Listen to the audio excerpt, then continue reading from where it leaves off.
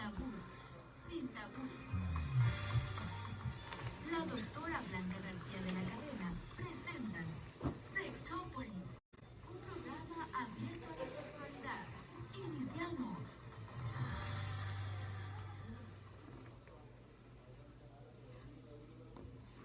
Bueno, pues muy buenas noches y tenemos aquí una emisión más de Sexópolis, como siempre les comento, tratando de hablar temas que contribuyan a que la gente salga de sus dudas, un espacio donde la gente pueda preguntar específicamente sobre el tema de sexualidad y sobre temas actuales que tengan que ver con este tema y que pues muchas veces son tan míticos y tan descalificados y tan criticados. Entonces este es un espacio en el que podemos hablar de este tipo de temas y siempre tratamos de traer temas que sean del interés de la gente, en donde veamos que en los medios está manejando alguna situación de duda. Y hoy vamos a hablar de un tema muy interesante, un tema que por demás polémico y por demás discutido y con diferentes puntos de vista y a nivel mundial, porque vamos a ver cómo en diferentes países lo ven de diferente forma, cómo a nivel de a través de la antropología vemos cómo ha ido viéndose este tema de diferente forma. Y a través obviamente de lo jurídico, de lo psicológico, de lo psiquiátrico, cuáles son las repercusiones que ocasiona. Y vamos a hablar sobre el tema del incesto. El tema del incesto que pues está muy vinculado al tema del abuso sexual y de la violación y muy relacionado con una serie de alteraciones a nivel médico, a nivel biológico, que también vamos a platicar. Y para eso se encuentra con nosotros varios invitados, todos muy importantes y que les agradezco mucho que nos acompañen. Está aquí con nosotros la doctora Citlali Parra, ella es paidopsiquiatra. Doctora, muy buenas noches. Buenas noches. Gracias por estar aquí con nosotros. Gracias. También se encuentra aquí con nosotros la licenciada en psicología Lorena Rubio. Lorena, buenas noches.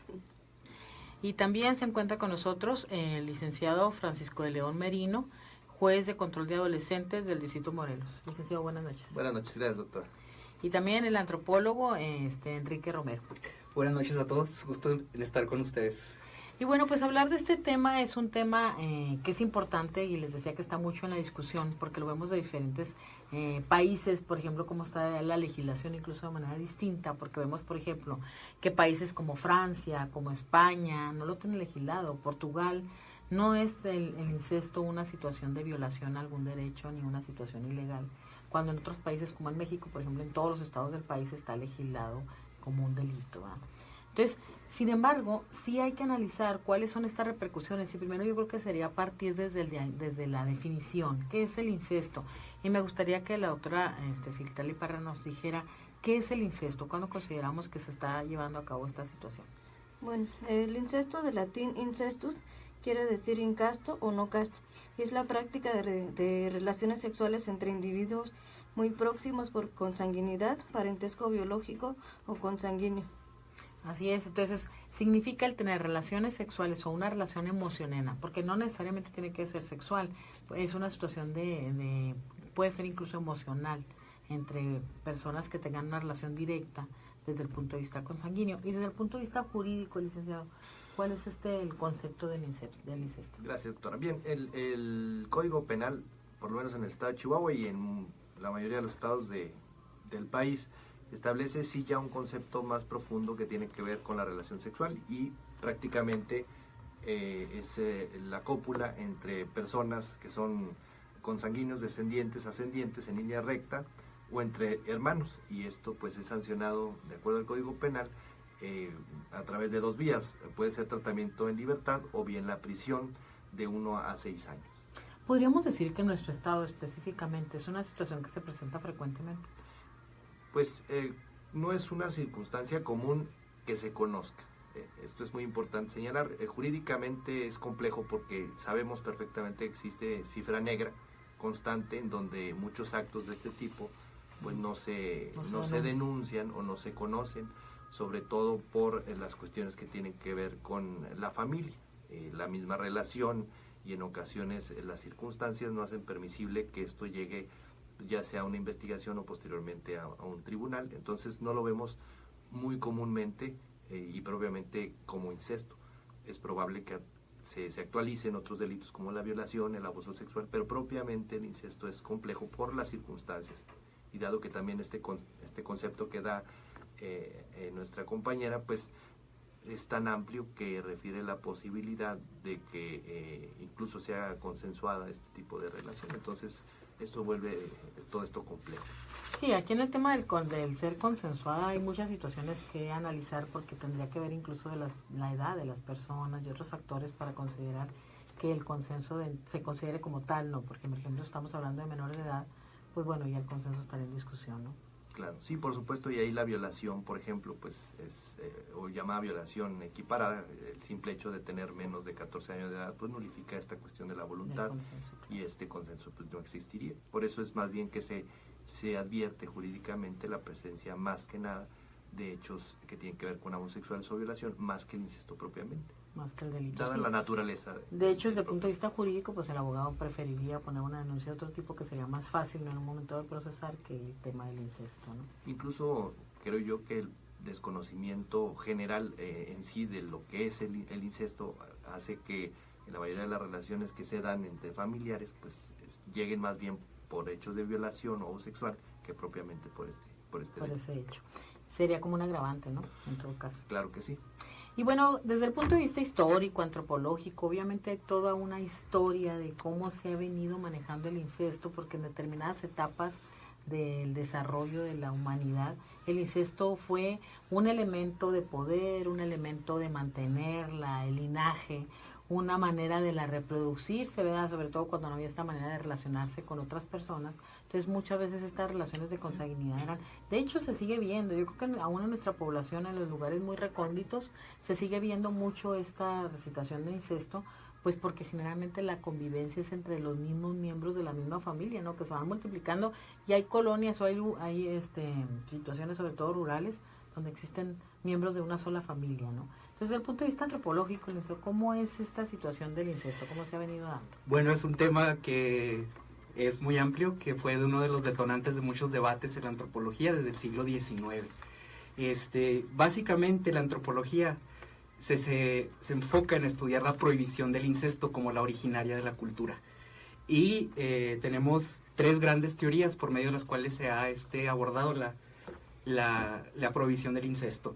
En primera tenemos las razones eugenésicas, que las planteó Morgan y Main, que así para que nuestro público tenga un entendimiento, está hablando de que a causa de que las sociedades han reflexionado de que la consanguinidad producida por el incesto produce deterioro, lo han prohibido históricamente.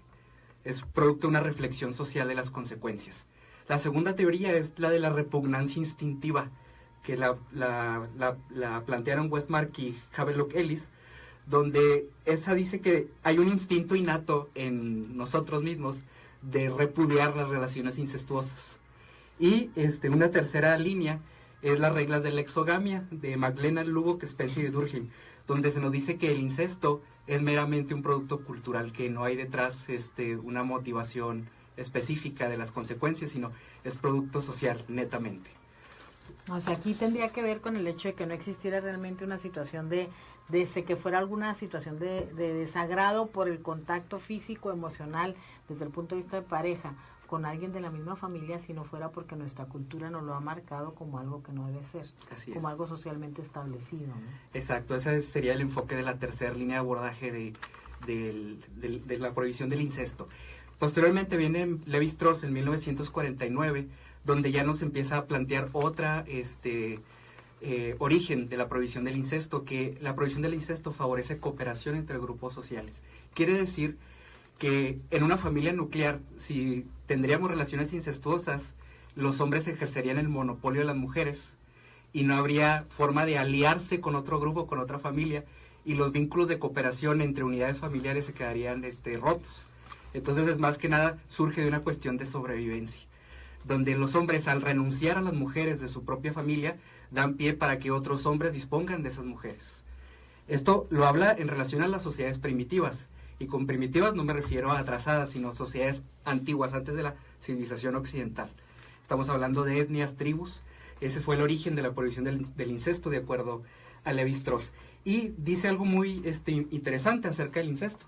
Nos dice que constituye el movimiento fundamental gracias al cual y por el cual, pero sobre todo en el cual, se cumple el pasaje de la naturaleza a la cultura. Es decir, pasamos de nuestro estado animal, donde hay relaciones incestuosas, a un estado de humanidad de Homo sapiens, donde hay cultura y hay relaciones sociales reguladas mediante esta misma cultura. Sí, donde se establecen reglas en función de, como esto que mencionan, ¿no? O sea, cómo el crecimiento social, cómo se den las relaciones, cómo se crezca, en las posibilidades de control del poder. Y obviamente la reproducción marcando el tema, ¿no? Porque tendría que ver, incluso vemos como los países cuando se da un control de la natalidad, pues tiene que ver también con un control de este tipo de situaciones, ¿no? Sí, y también quería agregar que mencionabas ahorita a lo largo de la historia que ha habido relaciones incestuosas. Hay excepciones. Lévi-Strauss lo manifiesta como un universal de la cultura, quiere decir que en todas las culturas se ha dado el mismo proceso. Sin embargo, hay excepciones, como señala la antropóloga Dan Cooper, donde por razones de Estado, como por ejemplo en dinastías, en las egipcias, en las incas, se ha dado un fenómeno de incesto para conservar la monarquía. Sí, para controlar el poder, ¿no? Para mantener el poder dentro de la misma familia. Exactamente. Y bueno, obviamente todo este tipo de repercusiones, sobre todo cuando lo vemos ahorita actualmente, cómo se maneja el tema del incesto y por qué precisamente se ha hablado con respecto a la penalización, ya que hay varias situaciones por las que podría considerarse. Obviamente tenía que ver con las alteraciones psicológicas y psiquiátricas que conlleva la situación o el hecho de una relación incestuosa, que ahorita vamos a hablar aquí con la licenciada Rubio y con la doctora. Y también por otro lado, desde el punto de vista biológico, se ha visto como una de las situaciones que limita mucho el hecho de las relaciones incestuosas, pues es la reproducción, precisamente porque sabemos que cuando se unen personas que tienen lazos consanguíneos, tienen mucho más posibilidades de tener enfermedades crónico-degenerativas, porque tienen genes recesivos de ubicación en su plantilla genética, que al tener una vinculación con alguien de su misma línea consanguínea y combinarlo, pues son dos genes con carácter recesivo se convierten en dominantes, y entonces eso hace que se presenten enfermedades crónicas mucho más frecuentes, llámese diabetes, hipertensión, hasta malformaciones congénitas, y este es un factor biológico que fue muy considerado en el tema de hacer una legislación y en función de que el incesto no era algo bueno para la sociedad. Y desde el punto de vista psicológico, licenciada Rubio, ¿cuáles serían estas afectaciones? O sea, ¿qué podríamos decir qué pasa con las personas que son víctimas de incesto? ¿Y cuáles serían las características para considerarlo víctima? Porque mencionábamos ahorita en función de que pudieran ser relaciones consensuadas. Entonces, si son relaciones consensuadas y hay una relación de consanguinidad, ¿sigue presentándose el delito del incesto? No, claro que no. Si estamos hablando de consensuadas, el amor prohibido es el deseo, es que nos despierta el deseo. Entonces, realmente hay personas que regularmente las personas con baja autoestima, con falta de un vacío, o sea, los vacíos se llenan, y en ese sentido, pues las personas que tienen incesto llenan un vacío, ya sea la hija con el padre o el hermano con la hermana. En 1980 empezaron las reuniones de gente que estuvieron en adopción y familiares que estuvieron separados por muchos años. En el psicoanálisis empezaron a reunirlas y resulta que la convivencia familiar, empezaron ellos a sentir un deseo, y más que un deseo fraternal, pues fue un deseo sexual. Los deseos sexuales, pues aquí lo legislan las leyes, ¿verdad? Los seres humanos nos basamos en leyes, es la diferencia que tenemos con los animales, porque los animales pues esos no tienen que tener ningún problema.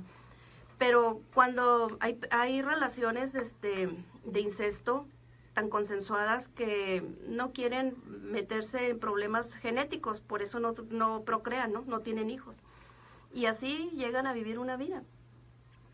Cuando me tocó a mí trabajar con adolescentes en adicciones, pues llegaban a hijas a conocer a padres después de 10 años y se enamoraban de ellos.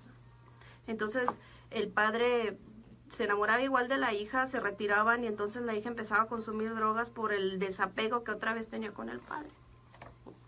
Aquí el problema pues es sexual. El sexo es el que lo tenemos nosotros muy rígido entre las leyes.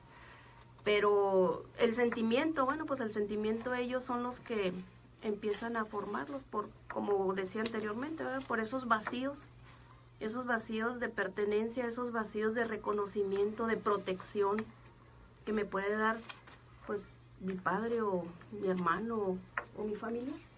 Sí, pues en un momento dado son situaciones que se presentan precisamente por esas necesidades, esas ausencias, y por ahí puede empezar a partir. Sin embargo, en nuestra cultura podemos tener familias muy normales, aparentemente con todos estos vacíos llenos de donde realmente son familias con figura paterna, figura materna, y donde se presentan situaciones de incesto y con abuso, porque generalmente son situaciones en las que o es desde la infancia, desde que es menor, que es precisamente donde es más fácil en un momento dado empezar a tener esta cercanía, estos regalitos, este convencerlo y hacer sentir al niño desde la infancia que es una situación perfectamente sana, que no tiene ninguna situación de anormal, y manejarlo como un secreto.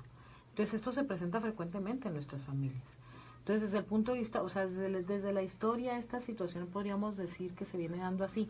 ¿Cómo podríamos decir que repercute desde la percepción del que la está viviendo, sobre todo desde el que está guardando el secreto, el que no tiene clara la situación y que de repente se da cuenta que es algo que no se debe dar?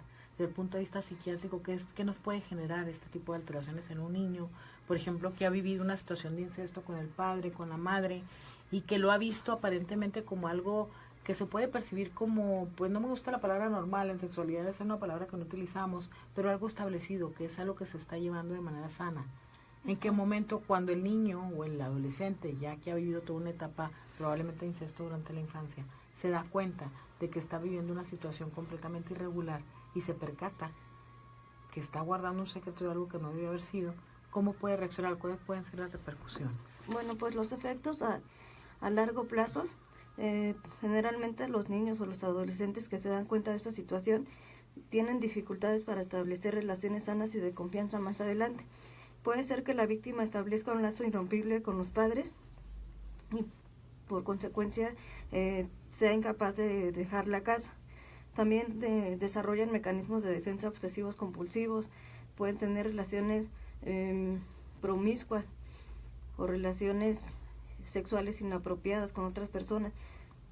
También se pueden desarrollar trastornos de personalidad graves, como el trastorno límite de personalidad, pero eso ya es a largo plazo.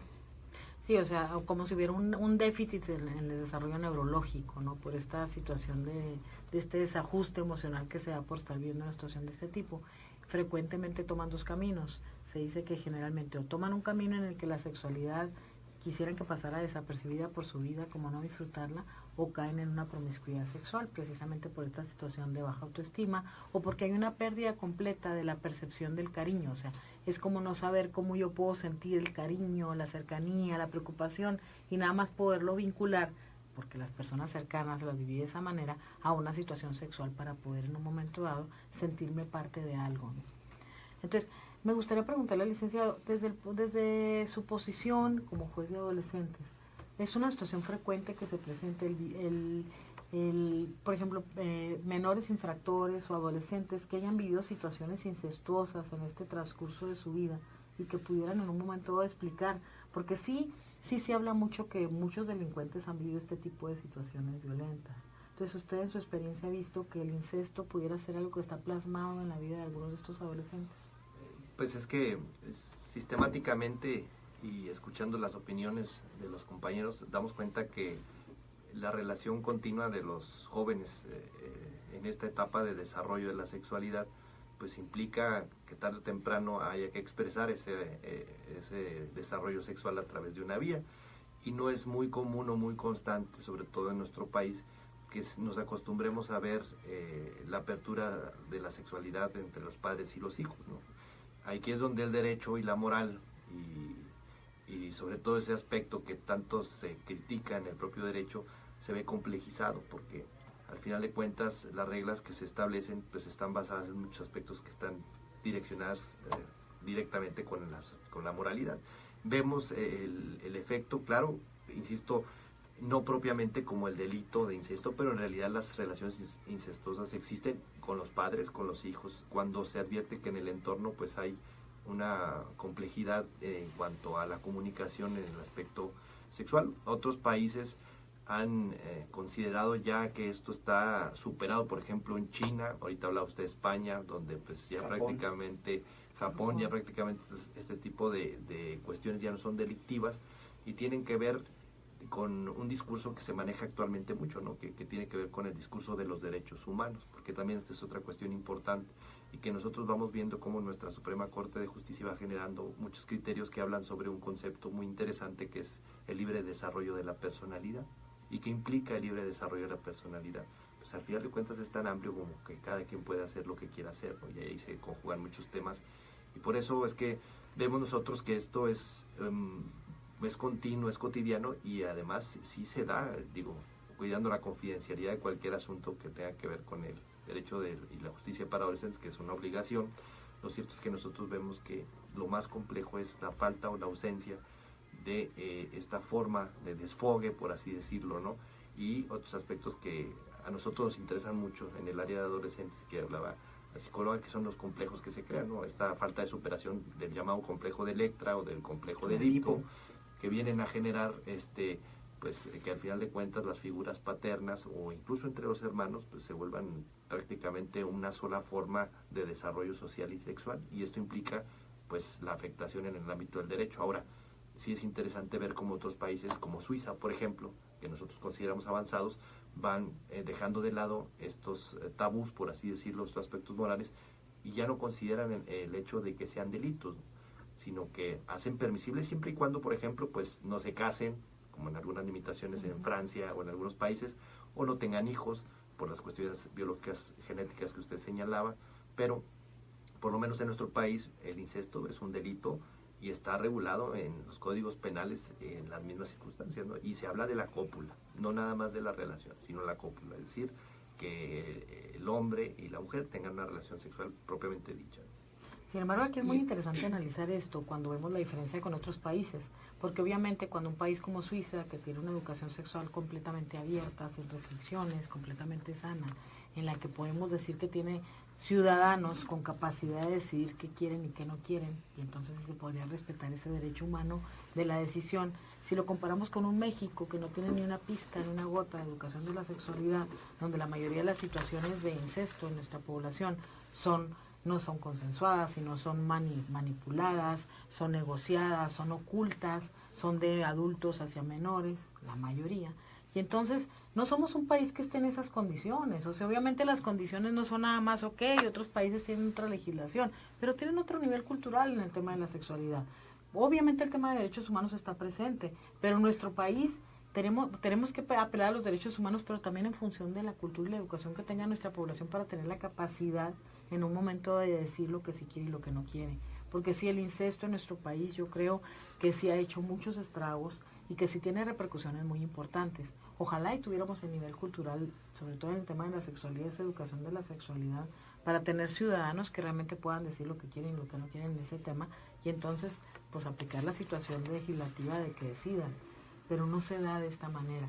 Y entonces sí tenemos repercusiones psicológicas muy importantes cuando hablamos de menores, sobre todo que son víctimas de incesto, y donde el tema de la culpa, que yo creo que es una de las cargas psicológicas más severas con la que va a tener repercusiones muy importantes estas personas, y que no sé que hasta qué punto, que ahorita me gustaría que lo platicáramos, hasta qué punto realmente lo pueden superar. ¿Cómo ha ido cambiando desde la antropología esta evolución? O sea, ¿cómo ha ido cambiando? O sea, porque obviamente sabemos que desde la historia, desde Cleopatra, desde Adán y Eva, el incesto estaba presente y nadie puede decir que no, ¿verdad?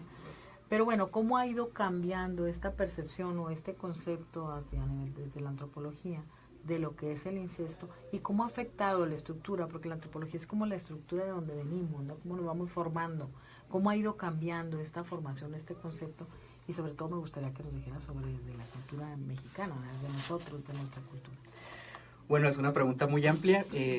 Definitivamente el origen de la prohibición del incesto, que es el origen de la cultura, en primera instancia sirvió para intercambiar cultura, bienes y mujeres. Y no lo estoy diciendo en el sentido machista, sino lo estoy diciendo como una meramente observación histórico-antropológico, de ser la mujer el sujeto que tiene capacidad reproductora. Entonces se consideró como un bien muy valioso para las sociedades antiguas, por la función que tiene de perpetuar el grupo de la existencia. ciertamente pues ya ha cambiado, ¿no? Ahora tenemos el pensamiento liberal en cuanto a derechos humanos, y eso ha modificado mucho los antiguos esquemas de sexualidad de la tradición judío-cristiana y del bagaje de todas las tradiciones pues más antiguas, ¿verdad? La prohibición del incesto en diferentes culturas se extiende no solamente a los hermanos, sino se puede extender a primos, segundos primos, etcétera, etcétera, dependiendo del caso estudiado de la cultura.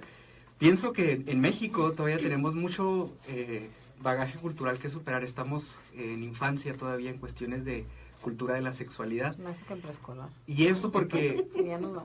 no hemos trabajado en una deconstrucción de la cultura hegemónica que tiene la hegemonía en cuanto a la visión de la sexualidad. Tenemos que, digamos, empezar con métodos educativos, con otra visión nueva de la sexualidad en los niños, en los jóvenes, y esto pues a largo plazo es lo único que nos puede llevar a producir cambios.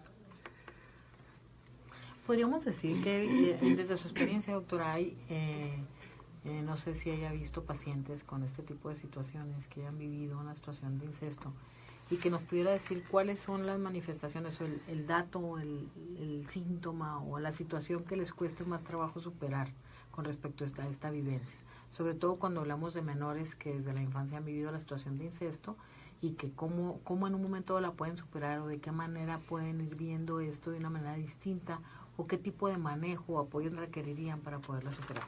Vamos a ir a un corte. Ahorita después de eso vamos a platicar sobre esto que nos quedamos. Les recuerdo, el teléfono de cabina es 439-1842 para que nos llamen, nos hagan sus comentarios, y regresamos en unos momentos. ¿Cuál es así como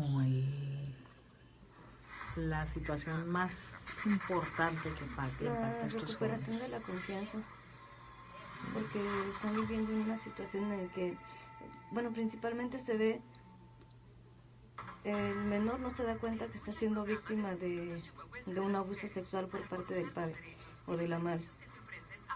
Y cuando se le enseña que lo que está viviendo no es una situación aceptable o normal, aunque no me guste la palabra, pues entra como en una especie de choque en el que se tiene que dar cuenta de la realidad y darse cuenta de que la persona que lo está cuidando también le está dañando. Entonces hay muchos problemas ahí de relaciones de confianza, y les cuesta mucho trabajo posteriormente establecer relaciones sanas con los demás. Por eso muchas de las relaciones que llegan a tener con los demás son relaciones promiscuas, relaciones interpersonales con sexualidad inapropiada. Es lo que me ha tocado ver ahí en el... ¿Pueden recuperar su capacidad de decisión?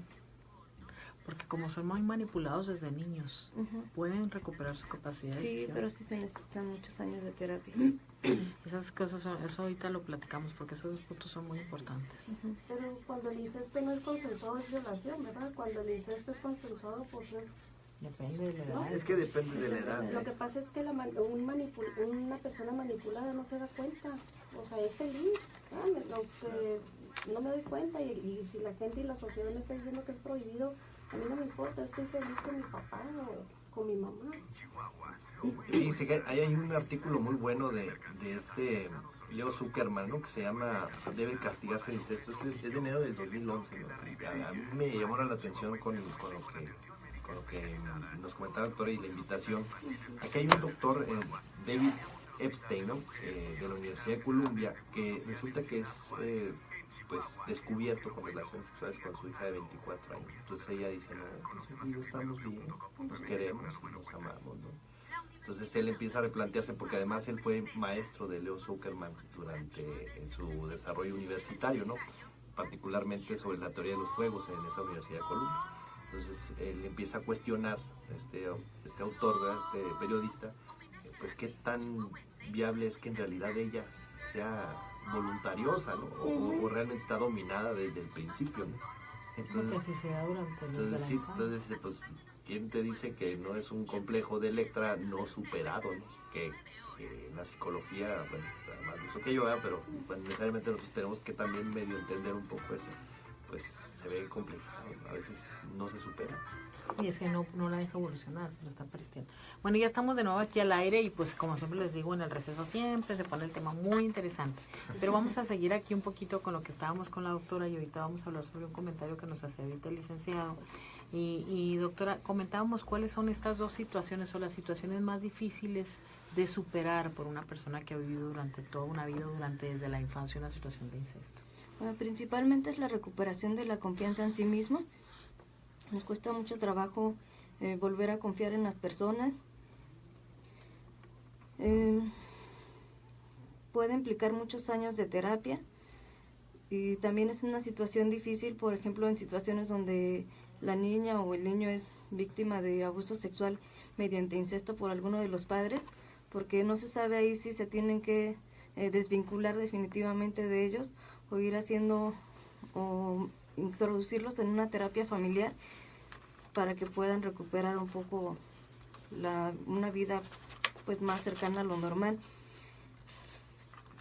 Y desde la víctima, o sea, desde el victimario, cuando desde el padre, desde el adulto, por ejemplo, que en un momento dado propició el incesto, o sea, esta situación, porque obviamente el sentimiento de culpa, de inseguridad, de pérdida de la confianza, la sufre mucho la víctima. La víctima. Pero ¿qué pasa con el victimario? O sea, ¿qué pasa con la persona adulta, a lo mejor, que desde la infancia llevó a cabo este tipo de conducta? Pues también habría que tratarse al adulto, porque en muchas ocasiones se dan los casos en los que los padres también fueron víctimas de incesto y van generando, van repitiendo el patrón que vivieron ellos en la infancia y lo consideran o lo ven como algo normal.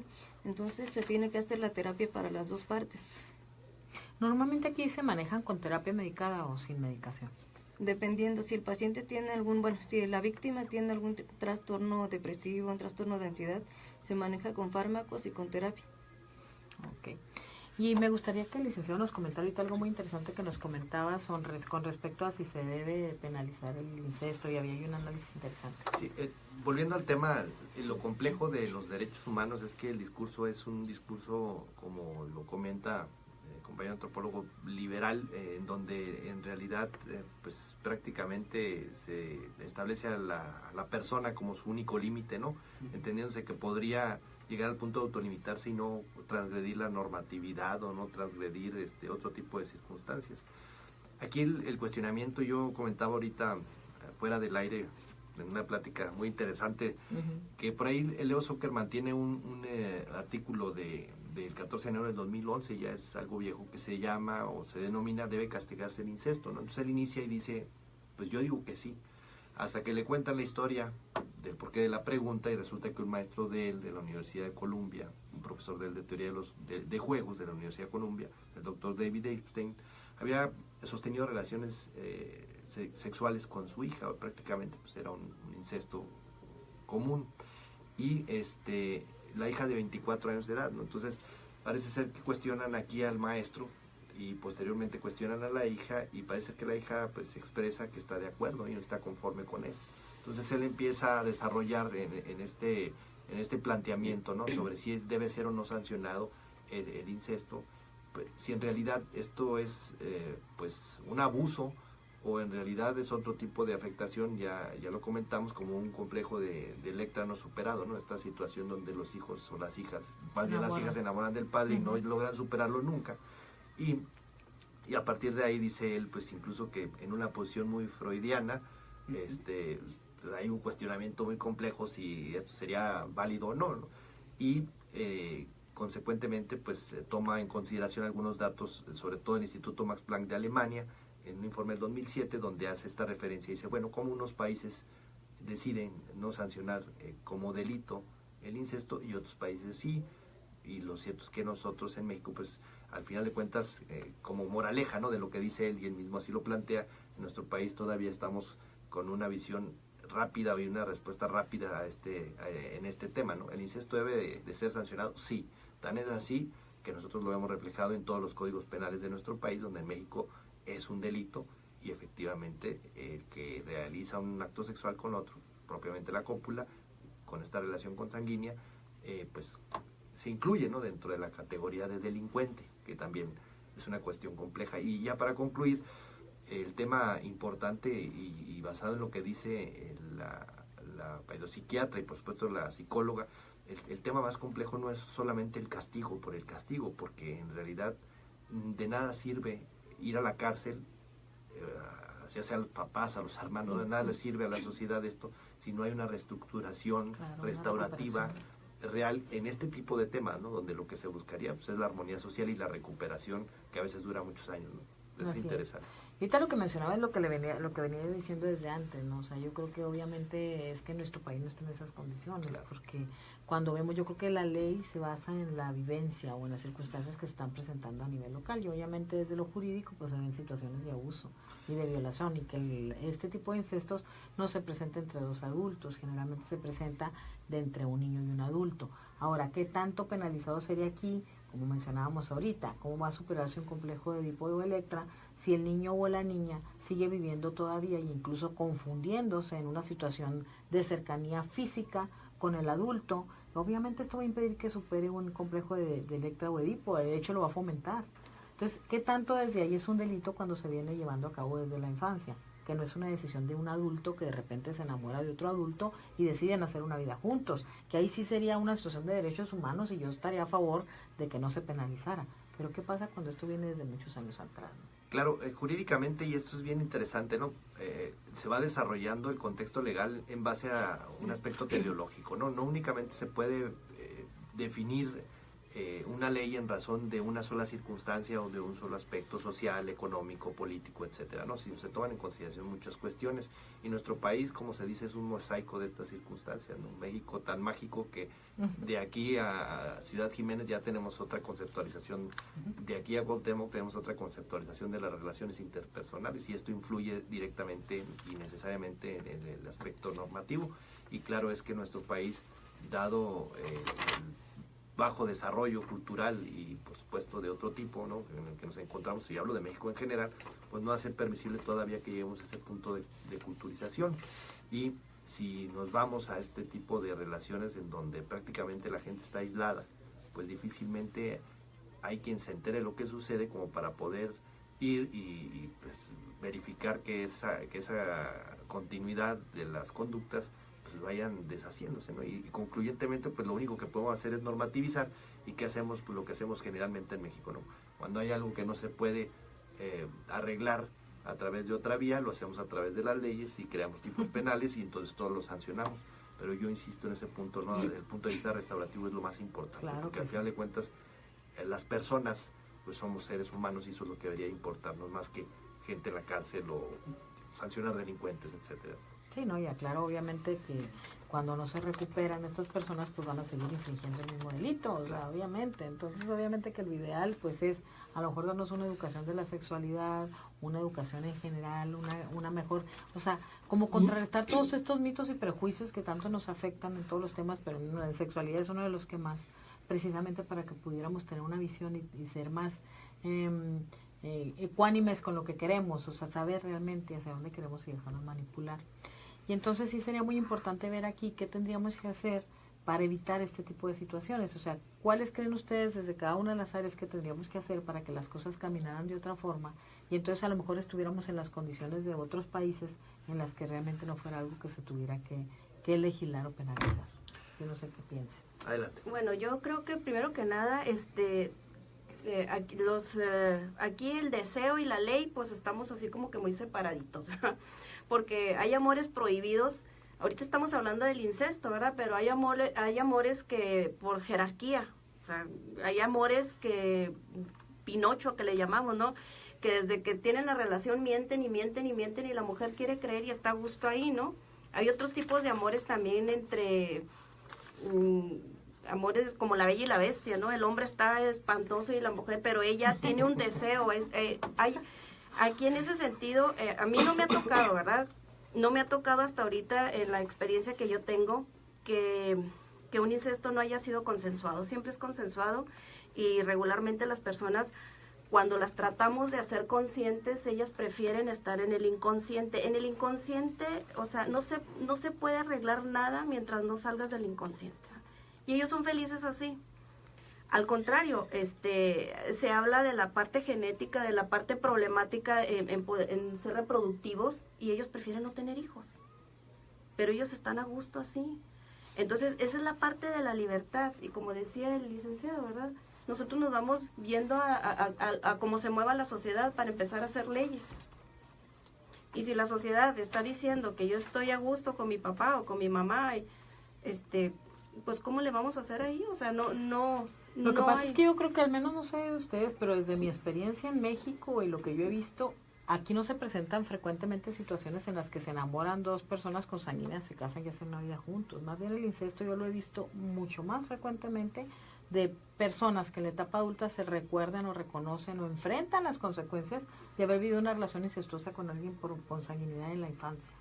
O sea, a mí me ha tocado mucho personas que en la etapa adulta, o sea, cuando empiezan a tener un conflicto en la relación sexual, yo en las disfunciones sexuales, por ejemplo, cuando empiezan a tener una disfunción sexual en su relación de pareja, al hacer un análisis de lo que pasó en su vida pasada, pues nos damos cuenta que vivieron una relación incestuosa con alguna persona por consanguinidad de manera manipulada, incluso como un secreto que callan durante toda la vida y cargan con el sentimiento de culpa, que a veces es el que viene a repercutir en la disfunción sexual. O sea, no he visto tanto, no sé ustedes, esta situación de que se enamoran dos adultos y son papá e hija y viven una vida juntos, sino más bien esta situación que les vengo planteando. Es que no sé ustedes cómo lo hayan visto. Cuando hay una culpa es porque no había un deseo, no había un agrado. Mientras la persona esté manipulada, pero siga en el inconsciente, la persona no se va a sentir manipulada, se va a sentir a gusto, se va a sentir bien. Ese es el problema, ¿no? Ahora, si en la etnia, por ejemplo, en las etnias tarahumaras, pues eso es muy común, el incesto. Y ustedes le preguntan, ¿cómo que tú tienes procedencia con tus medios hermanos o cómo salir? No, pues ellos están felices. A ellos no les importa eso, no lo sufren, vamos, o sea, no hay una problemática. No, pero ahí, por ejemplo, en la etnia tarahumara tiene mucho que ver con el concepto de la mujer es un objeto, en la etnia tarahumara la mujer no tiene capacidad de decisión, y aparte culturalmente es como la decisión del hombre o de los machos los que deciden que pues las relaciones pueden ser de ese tipo, sin ningún riesgo. Bueno, entonces en Brasil o en Argentina, que está aceptada en Japón, que está aceptada ya el incesto, o en el Reino Unido, ¿verdad? Bueno, el Reino Unido creo que no está aceptado el incesto, tengo entendido, pero que ahí se manifiestan muchas relaciones incestuosas.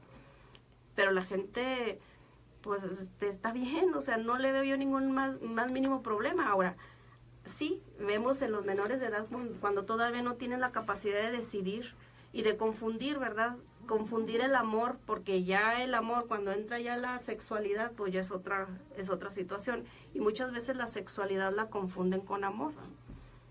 Porque así en nuestras culturas ya tengo relaciones sexuales, ya me ama. No, o sea, las relaciones sexuales es punto y aparte y el amor es otra cosa. Pero así las carencias o las necesidades que nosotros tenemos, solemos confundirlas. ¿Cómo no? Bueno, difiero de que en la etnia tarahumara se den relaciones incestuosas como una, digamos, una cotidianeidad, ¿no?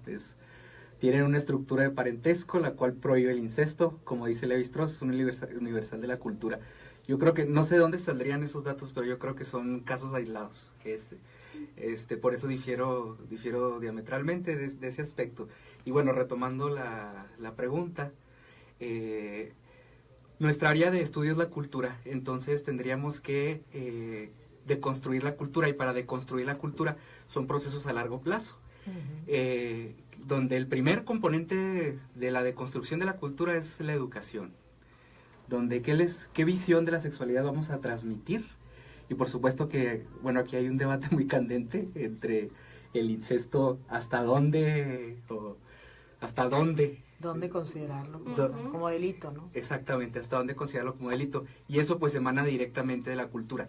Y una de las fuentes del derecho pues es la cultura. Otra es la jurisprudencia, otra, etcétera, etcétera. ¿Verdad? Pero el derecho y las normas están incrustadas en la cultura. Entonces, si queremos una modificación del derecho, tenemos que deconstruir la cultura.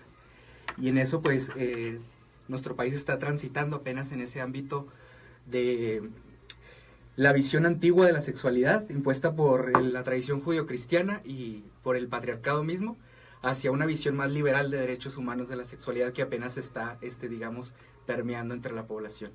Entonces son esquemas que duran a largo plazo, y nuestra tarea pues es a través de estos medios difundir nuevas ideas sobre la sexualidad y polemizar pues el debate, que se abra la sociedad y que la sociedad opine, participe, sepa. Claro. Exactamente.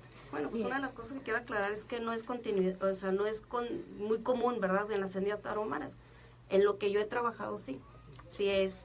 Y yo no sé si se dio primero el alcohol y luego el incesto, o el incesto y después el alcohol, ¿verdad? Tampoco lo sé. Pero lo que sí les digo es que yo no le veo un problema a eso, o sea, ellos no le ven un problema. Y mientras no hay problema, pues no hay nada que arreglar, ¿sí me explico? Cuando tenemos una terapia o un acercamiento hacia con ellos, si esa no es la parte del problema, entonces vamos a buscar la parte del problema para poderlo arreglar. Y ellos no lo manifiestan así, inclusive familias muégano, y les decimos familias muégano porque hay familias que solamente son ellas, ¿verdad? Al exterior no existe nadie más. Allá no hay ningún problema mientras no entre la parte sexual, porque no entrando la parte sexual, la familia muégano está muy feliz, ¿eh? Y ellos son los inteligentes, ellos son los listos, ellos son los que tienen la verdad absoluta y nada más ellos están ahí. Me parecería muy interesante saber, por ejemplo, cuando se está llevando a cabo una situación de incesto, ¿quién puede denunciar eso? Bien, es que ahí entran todas estas cuestiones que complejizan todo el panorama de lo que viene a ser esta figura como tal, ¿no? Partiendo de que cualquiera de los involucrados pueden ser víctimas o victimarios, pues habrá que definir, porque incluso pueden ser ambos, ¿no? O sea, ambos pueden ser sujetos activos, o sea, quienes realicen la conducta, y ambos pueden ser sujetos pasivos, es decir, quienes la resienten. Entonces esto es muy complejo para saber quién va o no. Y nosotros de repente vemos estas circunstancias cuando por un lado está la víctima, que es una niña o un niño incluso, y por el otro lado está el hermano o la hermana, y por un lado lo representa el papá y por el otro lado la mamá, y luego cuando terminan todos, pues se van a la casa juntos, ¿no? Porque al final de cuentas, pues lo ven incluso hasta como algo que es parte del proceso natural de desarrollo. Aquí el tema del que se habla por parte de la compañera psicóloga es respecto a que hasta dónde esta voluntad de las personas implicaría, ¿no?, la sanción o no. El derecho se va decantando o se va dirigiendo, y esto pues no únicamente tiene que ver con México, sino en general un sistema interamericano de derechos humanos y además un sistema mundial, ¿no?, de derechos humanos, se va decantando prácticamente a que cada análisis que se haga de un hecho de este tipo, tomando en consideración las circunstancias, pues se analice caso por caso, ¿no?, para poder definir qué es lo que se requiere. Y nosotros somos un estado laxo en cuanto a la decisión de que no necesariamente es prisión, porque hay tratamientos, ¿no? ¿Por qué? Porque, bueno, quien crea la ley cree que esta cuestión de las relaciones sexuales entre familiares pues son negativas y necesariamente tienen que ser radicales. Esa es la decisión del legislador, y como son nuestros representantes al más claro estilo, ¿no?, del siglo XVIII o XIX, ¿no?, norteamericano, pues lo que es la ley es dura, pero es la ley y tenemos que acatarla. Yo creo que el camino hacia donde decanta el derecho es al lado contrario, sino a tratar de expresar las normas en razón de las circunstancias, claro, que se dan en la sociedad, pero al momento de aplicarlas, que quien tenga esa obligación de aplicar la ley lo haga de una forma, como dice un gran autor, dúctil, ¿no? Que sea posible que el que juzgue o el que tome una decisión en base a esto considere todos los aspectos para no afectar más allá de lo que se busca. Si dice la psicóloga, les dice, vean, si ellos no ven problema, no hay problema, pues puede ser cierto. Incluso probablemente si esto entra a un tribunal se complejice de una forma mayor a la que en realidad es. Claro, esto dependería de caso por caso. Por ahí hay un buen autor muy recomendable sobre argumentación que se llama Robert Alexi, y que él plantea desde todo su esquema en la teoría de la argumentación para tratar de justificar las cosas, es que al final de cuentas hay que analizar siempre caso por caso, porque el problema más grande es que queremos nosotros siempre hacer algo hegemónico, ¿no? Siempre una sola decisión para todos. ¿Por qué a los 18 años de edad ya somos mayores? ¿Quién lo dijo? ¿Por qué? ¿Por qué menos ¿Por qué esa edad? ¿No? ¿Por qué menos de 16 años es un grupo etario en el cual no se puede aplicar una misma medida sancionadora que a uno que tiene 17? ¿Por qué los menores de 12, aunque cometan un delito, no pueden ser sancionados? ¿Quién dice esto, no? En cambio, otros países han llegado al desarrollo o a la conclusión de que hay que atender al caso concreto. Entonces, si un muchacho de 11 o 12 años comete un crimen atroz, pues se verá si dentro de su psique y dentro de su desarrollo cultural, emocional y todo, él ya no es un niño como pareciera ser. Entonces, creo que ese es el camino que va siguiendo el derecho, y yo creo que no es algo, pues como dice el compañero, a corto plazo, ¿no? Los sistemas claro, jurídicos dicen que para que pueda entenderse más o menos, y tener una visión de que si está funcionando o no, pues necesita pasar más de 25 años, ¿no?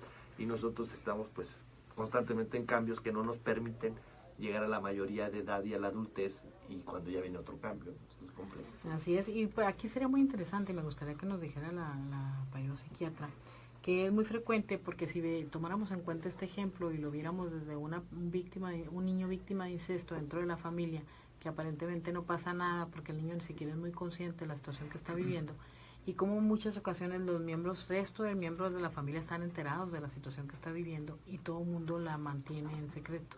O sea, la mamá sabe que se está dando la situación de incesto, los hermanos pueden saber de la situación de incesto, y entonces el niño no dice nada, ni puede en ese momento manifestar una situación de, a lo mejor, de la molestia o el daño que le está causando, y los demás miembros de la familia lo ocultan. O sea, esta situación, o sea, ¿cuáles serían los elementos a considerar aquí de por qué lo ocultan, por qué lo ven como algo que no está sucediendo en ninguna situación, o cómo lo normalizan? Pues?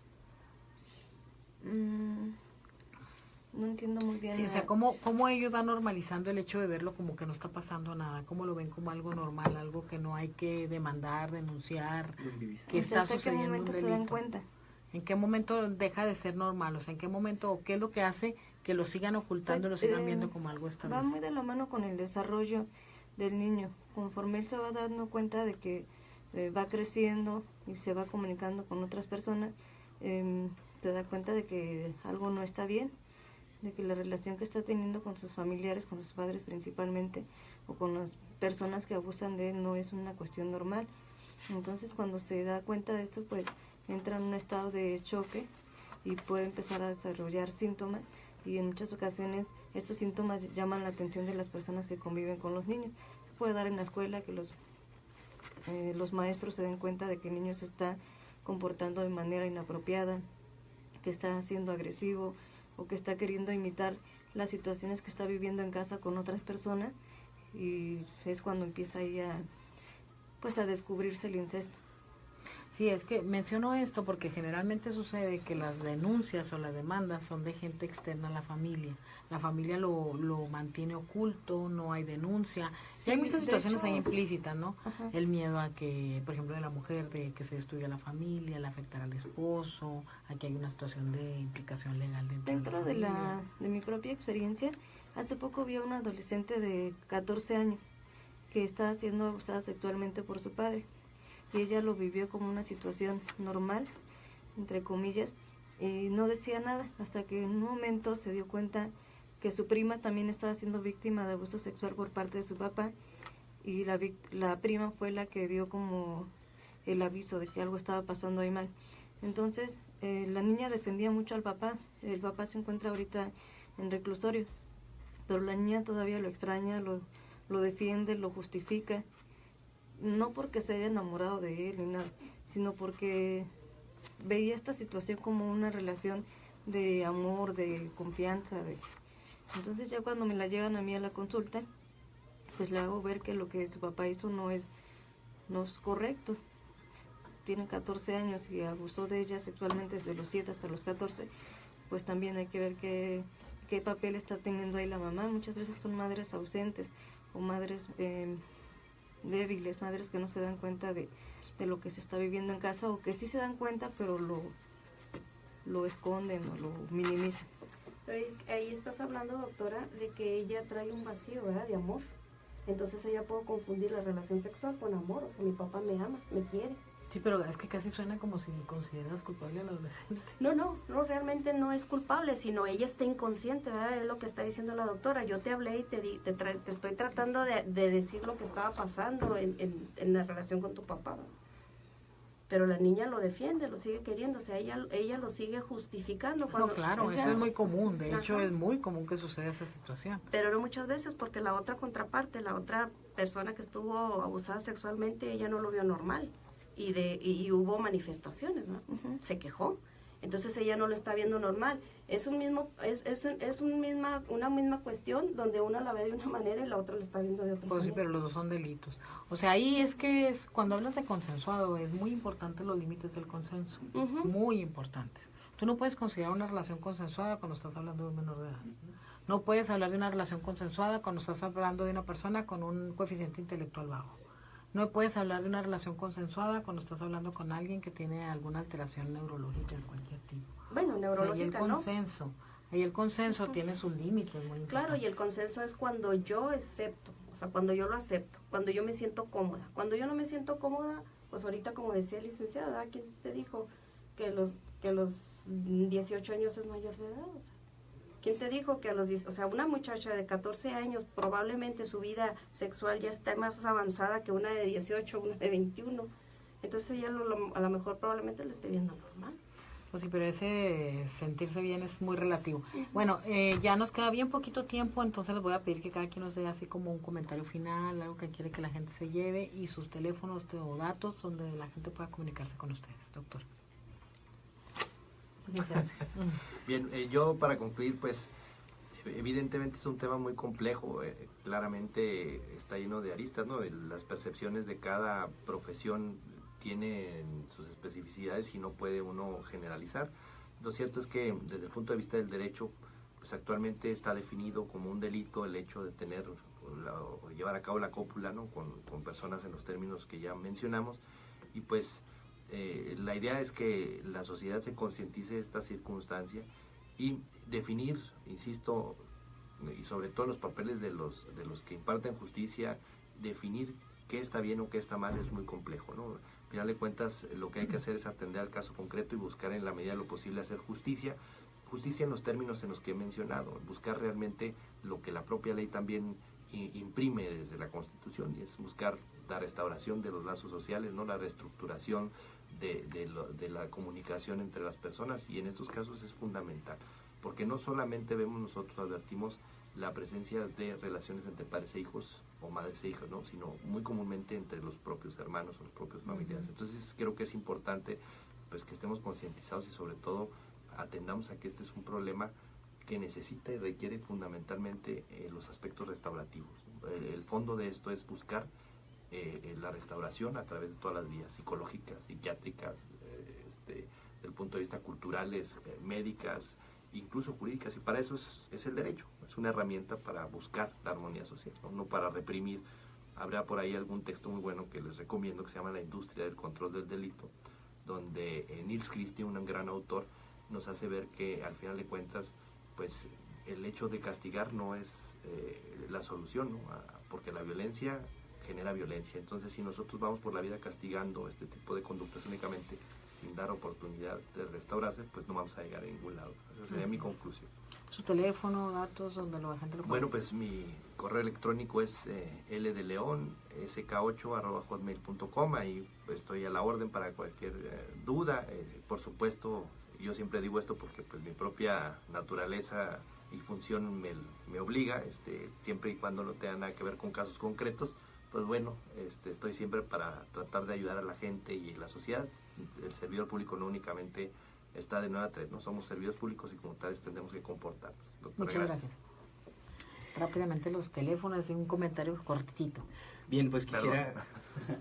quisiera que se llevara el público que el incesto, pues la prohibición del incesto surge entre los seres humanos para establecer lazos de cooperación y sobrevivencia, y eso nos dio paso de ser animales a ser seres humanos, en un estado de cultura, naturaleza y con un orden social específico. Y me uno al comentario que hizo mi compañero, muy atinado. Tenemos que movernos al paradigma de justicia restaurativa, y eso lo hemos estado viendo mucho en el área de antropología jurídica, donde vemos cómo juzgan, por ejemplo, los grupos originarios, los grupos étnicos tienen un paradigma más restaurativo, porque la violencia pues engendra más violencia y más resentimiento social. Su teléfono. Y bueno, muchas gracias. Mi teléfono es 614-115-0958. Estoy a sus órdenes para cualquier cosa. Doctor, Bueno, su teléfono. pienso que todo niño y adolescente que es víctima de abuso sexual en el incesto o en cualquier situación tiene que ser atendido psiquiátrica y psicológicamente. Mi teléfono es 5540-09-2340. Muchas gracias, licenciada.